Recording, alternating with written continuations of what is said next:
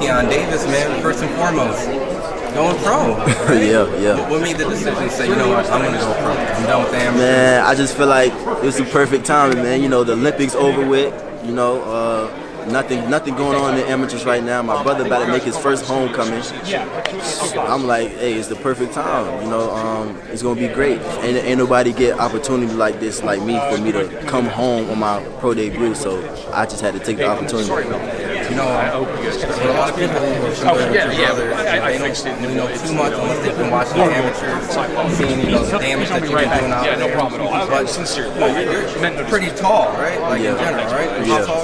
I'm 6'3". 6'3", right? Yeah. So, I mean, I'm assuming that you're going to be able to box, but there's also some banging, you know, inside work. Right? Yeah, for sure. You know, my style, I feel like I can do a little bit of everything. I ain't gonna say a little bit, I can do everything. You like, but I mean, I'm a tight fighter. I'm a fight depending on how I feel that night. You know what I'm saying? Like, you can get anything from me. You can get the boxer, you can get the pressure fighter, you can get the born fighter. You know what I'm saying? So you can get anything from me. You know, I know prior to this year, you know, the goal was to do the Olympics and things like that. I know that you did a lot of national tournaments and essentially qualified, if I'm not mistaken. Yeah. So what was the, I guess, was there boxing politics in certain aspects, or were you just kind of like going to go pro? I mean, as far as with the Olympic stuff and qualifying stuff, you know, definitely was politics.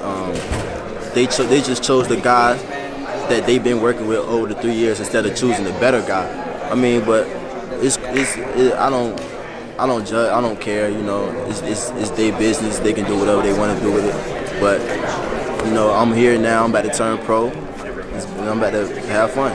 Does it put a chip on your shoulder a little bit, just because, you know, at that point, you know, you hear a lot of great guys who get kind of like the same politics situation, and they go in pro and they dominate, essentially, just beyond the medalists, the people who. I mean, yeah, definitely put another chip on my shoulder. Like I always keep a chip on my shoulder. You know, that's how I'm gonna keep growing. That's how I'm gonna keep getting better. But like, it's definitely like added it to it, because I feel like I'm supposed to be there. You know, but it is what it is. God got his plan for everybody. You know, Troy spoke highly of you. You know, I know you guys have been around each other for a very long time. You know, essentially at this point, it's like your brothers, top professionals doing their thing. I know that you're around Bomag and top. You know, Vice. I know Terence probably comes around and sizes your reach probably here and there. And just what's that experience about being around guys like that? And have you got the? It's a blessing, man. That I can just be around the circle, you know, and just soak up the game, soak up a lot of stuff that Terence, Shakur, Keyshawn, Troy, Kelvin, everybody tell me. Like, I learn from everybody. It could be a little kid, but it's just a blessing to be around them and just train around them and get better with them and watch them grow as well. You know what I'm saying? So I'm just happy to be there. I always ask everyone about the Terence story. You know, does Terence come up and still try to bring that bravado? Like, still, like. I mean, honestly, like, I feel like Terence got his own relationship with everybody. His own, but like with me personally, like at first it was like we was joking around a lot, but I feel like now it's just, you know, we just cool. You know, like he give me advice like a big brother type of, like, you know what I'm saying. So it's like it's just, you know what I'm saying, it's just mutual love type of thing. Mentioned big bro, you know, this fight, Gustavo Lemos. I mean, a guy who essentially some people thought beat Richardson Hitchens, was on the cusp of a title fight opportunity if he got that win.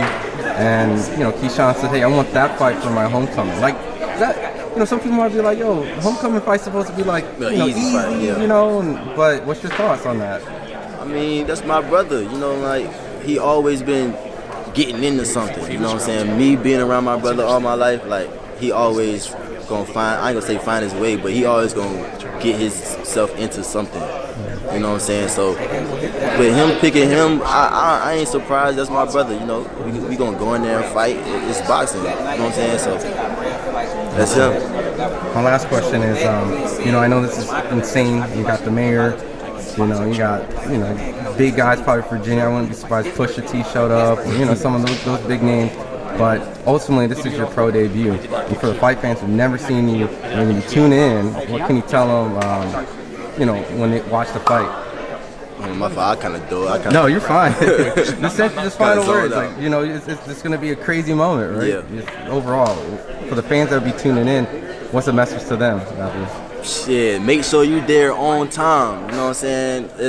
From the first fight to the last fight, it's gonna be straight fireworks. You know, I don't come in and knock my guy out. I know my brothers is, Troy is, so it's gonna be straight knockouts. If y'all want to see them in person, make sure you're on time. Can they follow you on social media? Follow me on Instagram and Twitter at Keon Savard.